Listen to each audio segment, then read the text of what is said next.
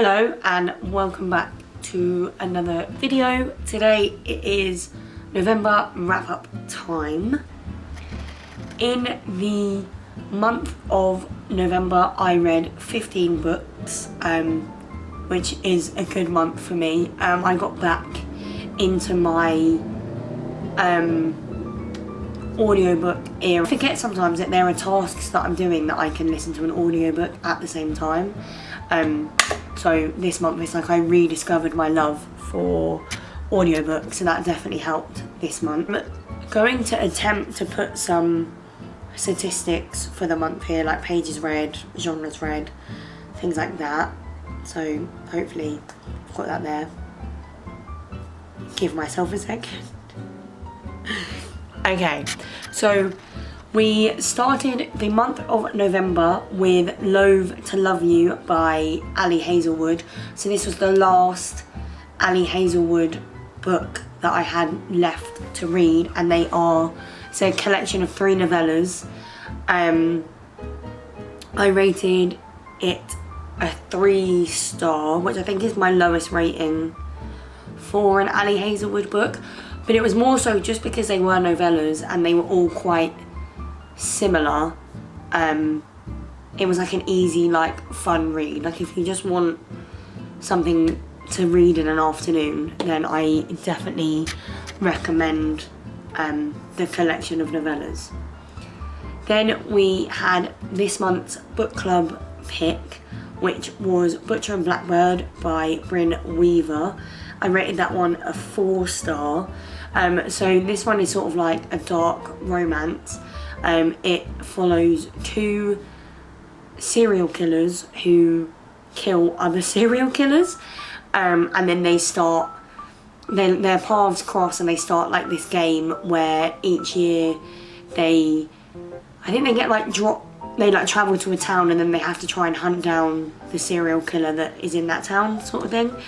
So I rated that one a 4-star. It really took me by surprise actually how much I enjoyed that one. Like, it made me laugh. I like the characters. I'm definitely going to be reading the second one in the new year. I liked all of the characters. I liked the storyline. The characters were good. They had good personalities. It was funny. I really, really enjoyed it. Then I read Ready or Not, which is an Aspen Ridge novella. This was recommended to me by Rebecca because I just wanted something short, sweet, and dark, essentially. I rated this one a 3.75. This one was a ex-boyfriend's father, and it was exactly what I wanted. Short, sweet. It was actually less than 200 pages. Read it in one sitting. Entertaining. Very mindless sort of reading. So I recommend it if you're also looking for that. It was on Kindle Unlimited. So this was another recommendation by Rebecca. What happened was I knew that Skyshade was coming, and I just wanted things that were very short and very sweet. So she recommended me a novella called Alafolly by Nova Kane. I rated that one a 3-star. That one was more so if you want to read something that's pretty messed up, read that one. Again, very mindless. It was more the shock factor that got me with that one, and again it was on Kindle Unlimited, so easy to read. Then we had Skyshade by Alex Astor. I literally waited for this to drop on the Kindle store at midnight,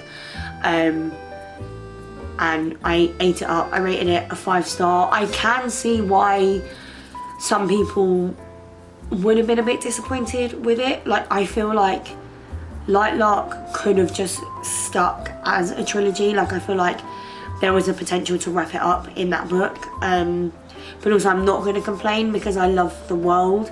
I think it depends on the next one now, whether or not we're going to realise if it was a bad idea or a good idea to stretch it on. I mean, I really enjoyed it. I liked the story. Again, it is the first time where I am so conflicted as to how I want this to end. Yeah, I love the world, I love all the characters. I don't really want to go into the plot because obviously it's the third in the series. But it's definitely a good romantasy series It's definitely a good romantasy series that I recommend picking up if you haven't yet already. And next on my Kindle, I read Chasing the Wild, which is the first book in the Crimson Ridge series by Elliot Rose. I rated this one a 4-star. This one also is ex-boyfriend's dad, but with cowboys. It's sort of like Chestnut Springs on steroids. Again, if you want something quick and easy to read that's a bit fun, a bit cheeky, I definitely recommend picking that up. So we had a book that was sat on my TBR, but also was sat on like my TBR list for a very long time, and that was The Invisible Life of Addie LaRue by V.E. Schwab. This book literally tore my heart out and into pieces. It was probably one of the most beautifully written stories I have ever actually had the pleasure of reading. Like, it really... when I brought it in the shop, the woman said that it was her least favourite by this author, and that if I didn't enjoy it, don't write the author off and to go back and read more. But that, to me, like, it was definitely... I could see why it wouldn't be some people's cup of tea, because it's definitely like an investment, and it's like in the moments where the book feels like it's dragging on that you really see like the beauty in it. And I feel like there's so many like hidden meanings and metaphors for life and living life, and it felt like, this isn't going to make sense, but to me it felt like a quiet book, you know, like to sit in those quiet moments and really just think about life. And it really hit me here, and it'll be a book I think that I will take with me for a very, very long time. So if you want something to like invest your time in and really feel like a sense of achievement from reading it and finishing it, definitely recommend that book. So then I read If You Dare, which is a dark hockey romance by Harmony West, and I rated this one a 3.75 as well. This was more on like the Wattpad-y side, but like the good kind of Wattpad. Like, it was very reminiscent of the stories that I used to love like back in the day, and like you would stay up until like 3 o'clock in the morning reading just to get to the end of it. So I feel like if you like a dark romance and if you like a hockey romance, you're definitely... I mean, the hockey wasn't really a big part in this, it was just that they were on a hockey team. But if you want, again, something like quite easy, mindless, fun, definitely recommend that book. And then I moved on to the second in the series, which is Drowning You, and I also rated that one a 3.75.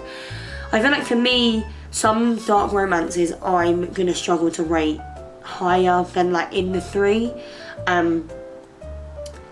Because for me, some of it can come across quite cringy, but like cringy in, again, that like very reminiscent of like the good Wattpad-y days where you're like guilty pleasure kind of books. Then I read Braving the Storm, which is the second book in the Crimson Ridge series by Elliot Rose, and I rated that one a 3-star. So this one is sort of like step uncle, which I can understand isn't going to be everyone's cup of tea. In some points I feel like it was just a bit too much. Like, if you're, again, it was like Credence, if you're going to make the point of like us, we're not related and we don't know each other, then why are you introducing him to everyone as your uncle? Like, no one knows who you are, so you could have lied. So I rated that one a 3-star, but I could actually now, like thinking on it, potentially go down to a 2.75. Like, it was an enjoyable read, but that one was very much more all smut, no plot. Whereas I feel like the other one still had a semblance of plot to it. But I definitely will be reading the next one. Next in November, I read Naughty or Nice by Sophie Snow. I don't want to give my ratings or too many thoughts or feelings about that because I am doing a Christmas reading vlog and I don't want it to get too repetitive. But if you're looking for a quick and easy Christmas read on Kindle Unlimited, I would have a look at that one. Then we have Swift and Saddled and Lost and Lassoed by Lila Sage. Swift and Saddled was 4.5 star, and then Lost and Lassoed was a 5-star. But I could potentially be moving that down to a 4.75 because in the moment, yeah, but like if I were to put it up against my other 5 stars, I don't know if it holds up. But definitely with this series, it has got better as it's gone on, and I am excited for the next one. I'm a bit dubious. I think maybe this one, Lost and Lassoed, maybe she should have held out and made that the last one because I feel like that's a book that everyone's been waiting for. Maybe. Then, in a very interesting turn of events, I picked up Off to the Races, which is the first in the Gold Rush Ranch series by Elsie Silver. And this is like her first series that is currently being traditionally published or republished. So a lot of people are going back and reading it. I feel like I probably had the same opinion as a lot of people, and that was that I loved Chestnut Spring so much. I wasn't sure if I could go back, but I needed something light and easy to listen to on Audible, and I thought, you know what? I've been in like my cowboy era this month, so why not see? And I actually ended up rating it a 4 stars. I was pleasantly surprised. In some aspects, and I said this in my review on Fable, you can see where she's still trying to find her footing, but it still comes across as like an enjoyable read. I really, really enjoyed the characters in this, and I enjoyed the storyline in this. It was the first time that we actually got a look in, I feel like, to